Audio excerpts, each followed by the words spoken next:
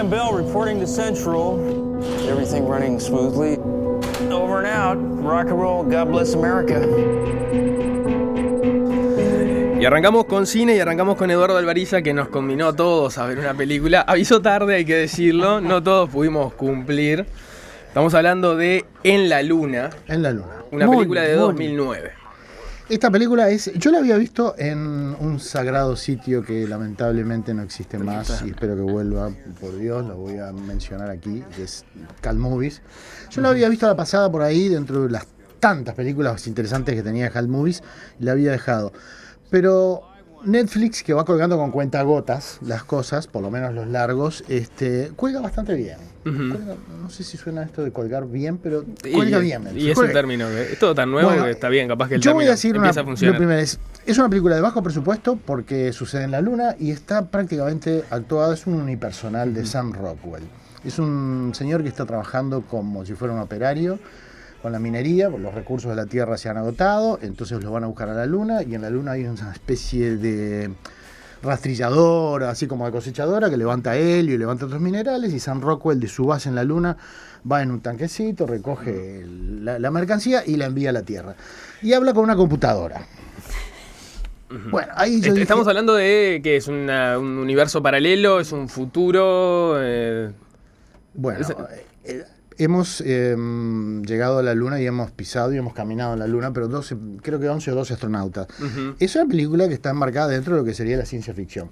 Pero me parece que planteada de esta manera, que es un individuo que espera el relevo y está solo en la base y habla con una computadora, y después habla consigo mismo y después alguna otra cosa más, pero está dentro de un entorno muy limitado, es una película más que nada sobre soledades y sobre esa palabra que es media ampulosa, la otredad, o sobre el otro por lo menos, que es un clásico en la literatura de toda la vida, yo que sé, de Poe, Dostoyevsky para adelante, o incluso mucho más atrás. Bueno, pero lo que voy es, cuando yo vi que había una tal computadora que tenía la voz de Kevin Spacey, con esa voz bastante irónica tiene Kevin Spacey, una voz con una presencia muy considerada, yo dije, uy, esto va a ser... ¿Kevin Spacey es la computadora? Es la computadora, sí, porque es la computadora. Esto va a ser tipo 2001, Peligro, va a ser tipo 2001, está levantado tal cual de HAL 9000, la relación con Kerudulea, pero no. Es una película que va por el otro lado, va por el lado de la soledad, va por el lado del aislamiento, de la clonación. Es una película que tiene muchas referencias dickianas. No quiero contar demasiado. Pensé que no lo ibas a decir. Clonación. Usted, no, es un punto de partida, es un punto de partida, porque hay que diferenciar las cosas también. Bueno, pero básicamente la actuación de Sam Rockwell, 1 por 2 por 3 o espejado o alucinado, realmente es increíble. Y Kevin Spacey de taco saca la voz de la computadora como la sacaba el famoso que hizo la voz de HAL. Tiene cara de emoticón por lo que veo en el tráiler que estamos viendo, sí, pone perspectiva.net. Tortuela la carita esa. Es una carita feliz. Sam Rockwell siempre es un tipo como con problemas, aunque haga una comedia o lo que sea, es un tipo con problemas. Lo interesante también es que es una película hecha de muy bajo presupuesto. Todo lo que tiene que ver con la escenografía de la Luna, que tiene que ver con el cielo estrellado de noche, si observas es casi una escenografía teatral, porque no importa demasiado eso. O sea, no tiene el gasto que podría tener, por ejemplo, Interestelar, o una película que se tira con toda su fuerza a hacer efectos especiales. Y esta película está dirigida por un señor que se llama Duncan Jones, que es el hijo de David Bowie. Así nomás, el hijo del gran ícono y cantante británico David Bowie, con el que debutó. Esta película es el debut de él, y ahora en las salas de estrenos están dando una sinopsis con la nueva película de este señor, de Duncan Jones, el hijo de Bowie, que se llama Warcraft, y es más que nada una película de esas de fantasía, del imperio de los bichos grandes contra los humanoides más pequeños, etcétera, etcétera, que ya están dando en las salas de estreno como sinopsis. El dato de que es hijo de David Bowie es ahora anecdótico, ¿no? Porque a la película, por lo menos a su ópera prima, le fue muy bien. Por ejemplo, ganó mejor película en Sitges, el Festival de Cine Fantástico. Tiene una muy atinada y muy linda banda sonora, hecha nada más que con un pianito y alguna otra cosa más. Bien. Rosario, vos que habías recogido el guante y habías visto la película. Perdón, vamos a empezar por la provocación de que fui objeto. Todos en un fuimos mensaje, de alguna manera agredidos. El señor Eduardo Alvariza dijo, Rosario, dejá esa pavada rockera y ve esta película.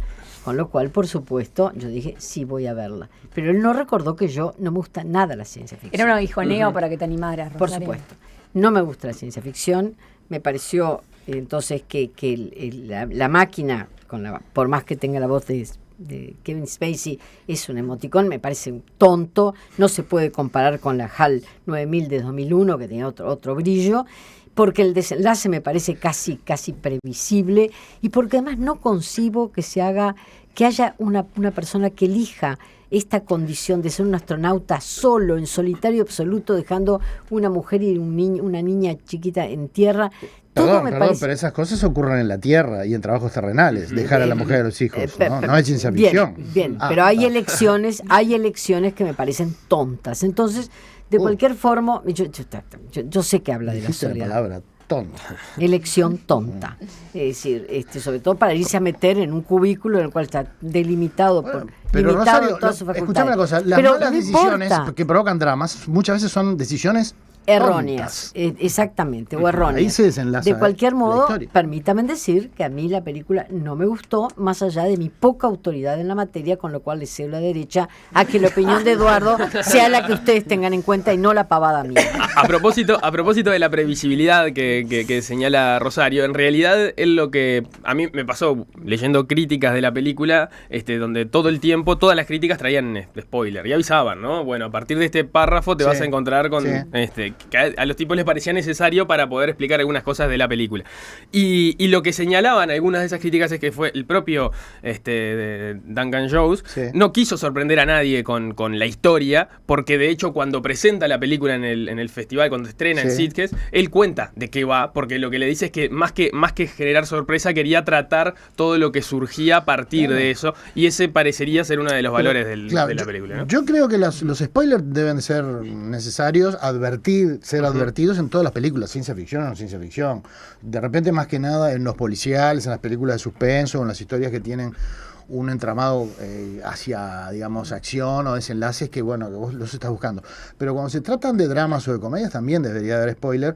Ahora, esto es una película, a mi modo de ver, que trasciende eso, porque es una cosa que tiene mucho más que ver con la soledad, con el tema de las sombras de uno mismo, etcétera, etcétera. Yo no creo que tenga mucho que ver si vos planteás de entrada de qué va la película, si estás contando. Siempre hay gente que no le gusta que le cuenten nada, ni siquiera donde se ambienta algo, para sorprenderse, pero digo, entonces tenemos que callarnos la boca y...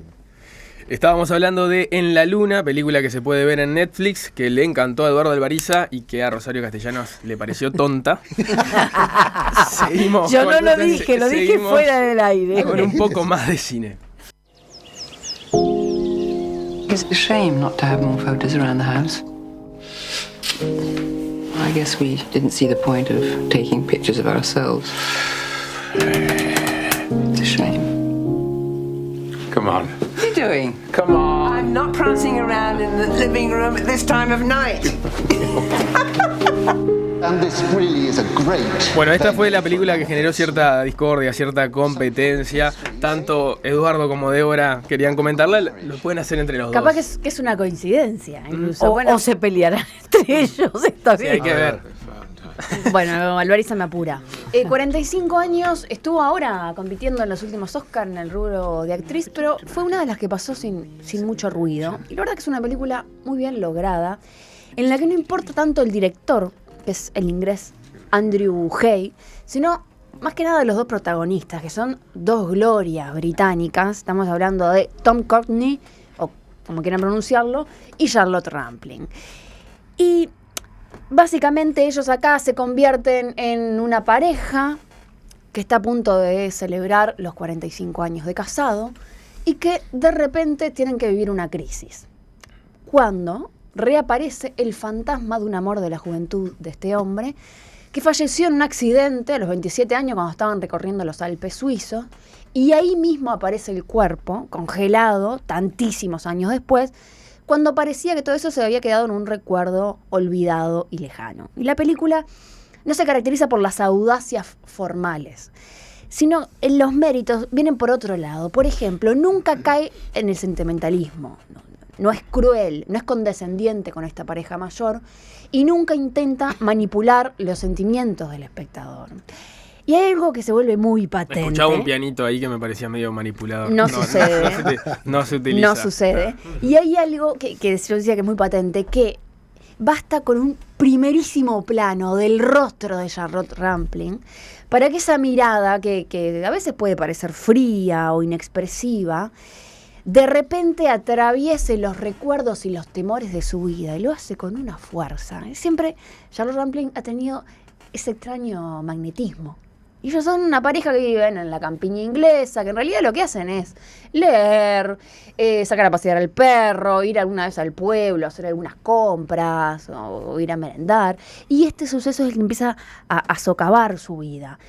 Y hay una particularidad en la presentación de la historia que logra el director, porque ustedes dicen, bueno, esto podría ir perfectamente por el lado de la intensidad, del melodrama, pero acá la tradición inglesa lo que hace es transformarlo en una calma aparente que de a poco empieza a socavar esa vida bella y en equilibrio que ellos llevaban.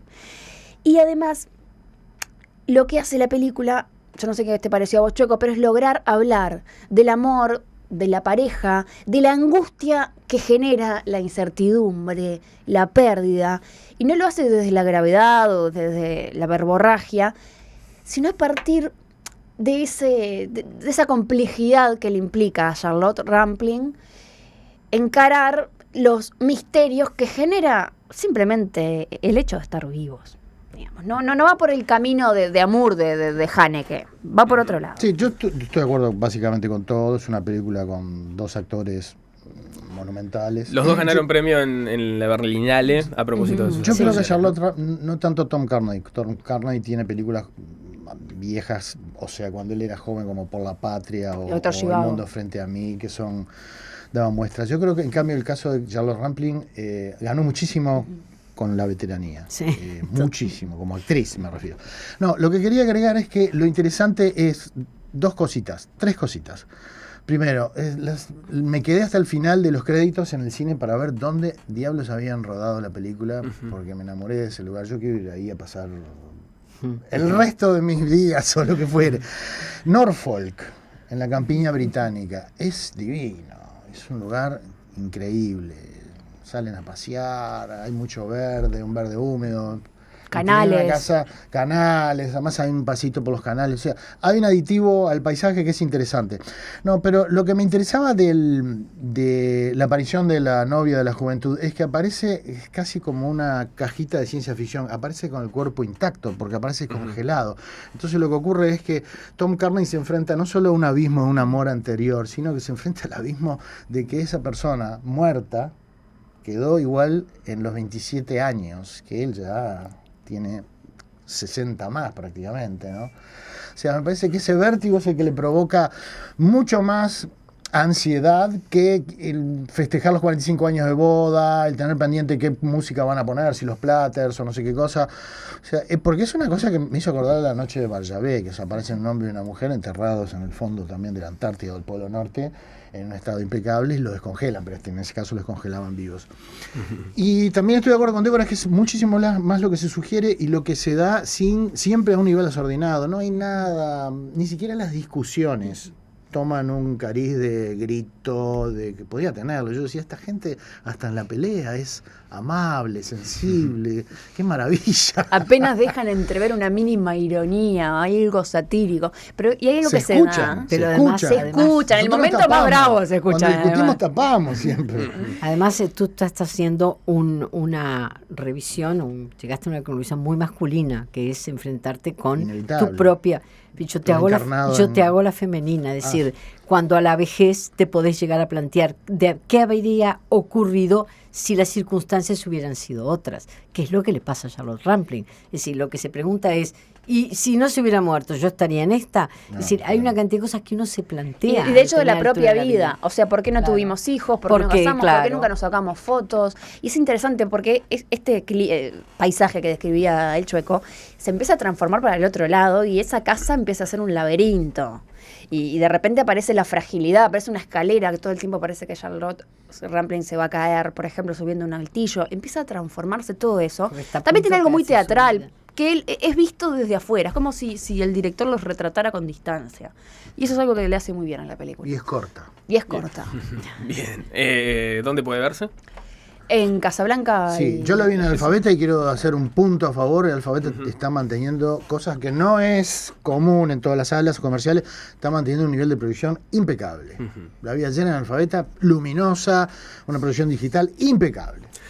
La siguiente recomendación es una exposición que viene de la mano de Rosario, una exposición sobre Juan Antonio Varese. En realidad se trata de una exposición de fotografías, pero lo curioso es que esta colección pertenece a fotografías de Juan Antonio Varese del siglo XIX. Y en este caso lo que estamos mostrando son los soportes que se utilizaban en ese momento antes de que conociéramos lo que hoy es tan sencillo como la fotografía digital, ¿no? Entonces imaginen ustedes lo que es ver un daguerrotipo, un ambrotipo, no sé si todo el mundo sabe lo que era la foto en vidrio, las fotos en papel albuminado, la fotografía de gelatina y plata. Es decir, es toda una historia sobre cómo fue evolucionando la técnica que hoy se ha convertido en una manifestación artística superior a partir de cierto descubrimiento. Bueno, esto es lo que creo que vale más de esta exposición, su valor histórico en cuanto a irnos a lo que fue los orígenes de la fotografía en el siglo XIX. Esto se puede ver en el centro de fotografía que está allí en la 18 Julio y Andes, en lo que fue el ex Bazar Mitre, que siempre vale la pena visitar porque es un lugar que realmente están no solo haciendo las cosas bien, sino mostrando las cosas muy bien. Y bueno, y si quieren ver lo que se puede lograr con fotografía en este último momento, no pueden perderse la exposición de David Lachapelle, que ayer vi la última en el EAC, que es formidable. Bien, con esto cerramos el capítulo de adultos y en el bloque siguiente abriremos el infantil a propósito de las vacaciones de julio. Eduardo Alvariza no trajo propuestas infantiles. Te damos la tanda para pensar. El niño dentro mío puede sugerir algo. Y quiero decir que buscando a Dory o algo así, que es la continuación de Nemo, sí. todo el mundo está hablando maravilla. Sí. Que yo no tengo la oportunidad de verla. Ya volvemos.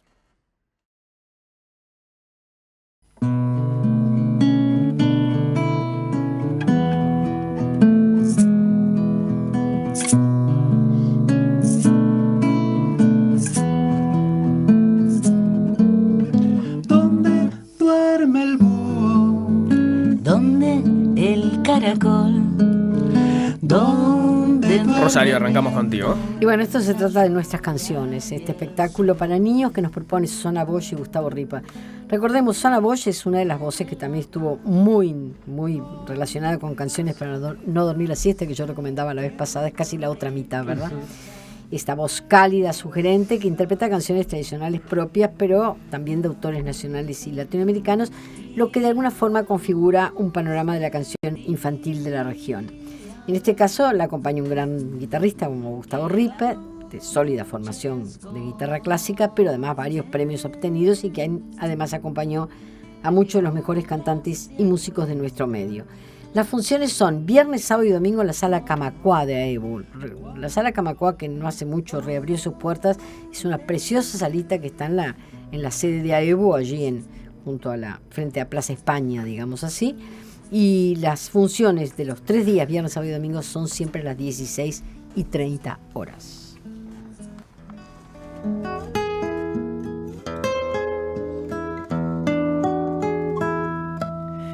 Hay un reino bajo el agua,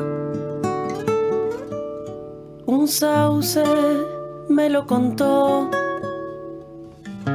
donde el pejerrey escucha. Y vos, Débora, ¿qué nos trajiste? Bueno, hace poco Rosario hablaba de Escaramuza, una nueva librería y café que abrió en Pablo de María y que creó un circuito, porque además está Lotremonte, está Diomedes. Y bueno, Escaramuza trae varias propuestas interesantes para las vacaciones, que son talleres o shows. El primero es el lunes a las 2 de la tarde, que se llama La magia de los cuentos, y es a través del relato y el humor. Matías Gómez, que es un mago muy joven, se propone trasladar a los niños al universo de la magia, digamos, de la fantasía, algo que también sucede cuando nos enfrentamos a los cuentos. Y él juega un poco con esa relación. Es a partir de los 5 años la actividad recomendada. Después, el miércoles a las 3 de la tarde va a estar Pipoca Cuenteros, que es un grupo de narradores orales que van a presentar personajes en fuga, que lo que hacen es trabajar con los niños de forma interactiva, a partir de la narración, para que los propios niños logren crear historias y personajes. Y además también tienen una propuesta con un perfil didáctico vinculado a la plástica. Y al día siguiente, el jueves, a las 3 de la tarde... A partir de los 6 años, un poquito más grandes a los que se piden también los es a niños, partir ¿no? de las 6. A mí me llamó muchísimo la atención esta propuesta. Hay un taller que se llama Narrando con luces y sombras, del colectivo Árbol Lejano, y ellos proponen un laboratorio basado en el poder que tiene la imagen, en realidad, para contar historia y para transmitir significados. Y este espacio también utiliza la narración y la plástica, pero trabajan distintas temáticas vinculadas al libro ilustrado. Y el de este jueves va a ser Soñadores, en el que el argentino Liniers ilustró esta canción de Albert Pla. Y las encargadas del laboratorio son egresadas de Bellas Artes, fotógrafas y etcétera. Y por eso también les importa mucho el lugar de la plástica en todo esto. Y lo que hacen es enseñarles a los niños la técnica para que ellos mismos puedan expresarse. Técnicas, por ejemplo, de claroscuro, lo que son luces y sombras, personajes en negro con fondos de colores, etcétera. Lo interesante es que salen 150 pesos para los precios que en general tienen las actividades para niños ya llamativo. Y si compran un libro, ese importe se les descuenta. Escaramuza está en Pablo de María, entre Charrúa y Canelones, y la información está en Facebook, en la página, en varios lugares. Y es otro pretexto para conocer uno de los lugares más lindos que conozco en Montevideo. Creo que mientras los niños se divierten y pueden aprender con cualquiera de estas 3 actividades, los papás se pueden comer alguna cosa, mirar libros, consultar esas grandes estanterías y sobre todo disfrutar de un lugar que está ambientado realmente de forma excelente.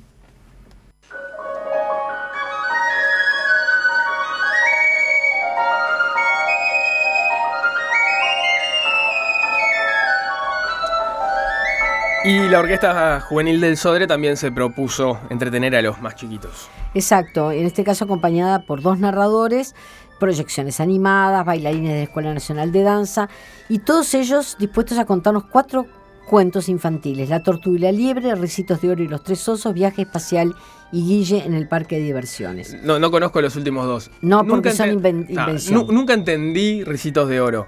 Nunca entendí la moraleja. O sea, el de la tortuga y la liebre es bastante ¿Cuál fácil. era Ricitos de Oro? Ricitos de Oro es la niña que entra en la casa de los 3 osos, la mamá oso, el papá oso. Y la reciben, le dan de comer. Y ella entra, no hay nadie en la casa. Verdad, y se acuestan en la camita. Y les toma la sopa, se acuesta en la cama, usa el sillón. Y después vienen los osos y la sacan. No sé. Por garronera. Sí, no sé, capaz que viene por ahí. No sé. Bueno, seguí, Rosario. En este caso, los instrumentos de la orquesta obviamente adquieren un protagonismo en cada una de estas historias. La música es Daniel Dorff, un compositor norteamericano. La dirección musical es de Yuri Hung. Y una coreografía que estuvo a cargo de Andrea Salazar y Martín Intamuzú, con un guión de María Julia Camaño, que va recorriendo entonces estos 4 cuentos. Esto se podrá disfrutar hasta el 10 de julio, con la salvedad de que el día 4 de julio no habrá función. Es en la Sala Fabini, la sala mayor del estudio auditorio, siempre a las 15 horas y con entradas que van de los 120 a los 500 pesos de acuerdo a las localidades que se elijan. Otra de las propuestas, Rosario, tiene que ver con el Museo Torres García, que también se planificó entretener a los niños. Yo creo que en materia de actividades para niños, yo creo que nunca hubo tanta cosa y tan diferente. O sea, hablamos de espectáculos musicales, pero imaginen ustedes lo que puede pasar en Escaramuza o lo que puede pasar en el Museo Torres García. El Museo Torres García, que es un magnífico lugar donde ver la colección del gran maestro, también tiene actividades. Abarca propuestas para niños que van de los 4 a los 12 años y cada día pone el foco en un aspecto diferente del maestro. Es decir, ustedes saben que Torres hizo juguetes, dibujos y óleos, que son los más famosos, ¿no? Esto va hasta el 8 de julio y todos los días, de lunes a viernes, no, sábado y domingo no, de 15 a 17 horas hay, algo para hacer en relación a alguno de estos talleres, pero tienen cupos limitados, así que lo que hay que hacer es previamente inscribirse. Y hay una recomendación que me parece muy atinada: traigan ropa para ensuciar, dice la invitación, ¿verdad? Tiene 300 pesos tiene un costo obviamente la intervención. Se pueden reservar los lugares por un correo que es recepción mtg@gmail.com o por los teléfonos del museo que perfectamente los pueden averiguar en internet.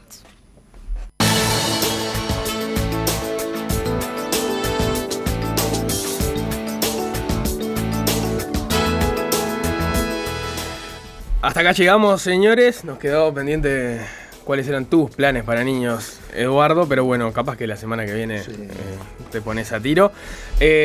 Todos los días son el Día del Niño. Todos los días son el Día del Niño. Qué emocionante. Qué lindas las cosas que decís, Eduardo. Nosotros nos reencontramos el lunes a las 7 de la mañana. De todos modos, recuerden que pueden escuchar lo mejor de la semana en La Semana en Perspectiva, mañana a partir de las 8 por Del Sol FM o en perspectiva.net, también en TuneIn. Nos reencontramos el lunes. Que pasen muy bien. Buen fin de semana para todos. Chau, chau. Chau, chau.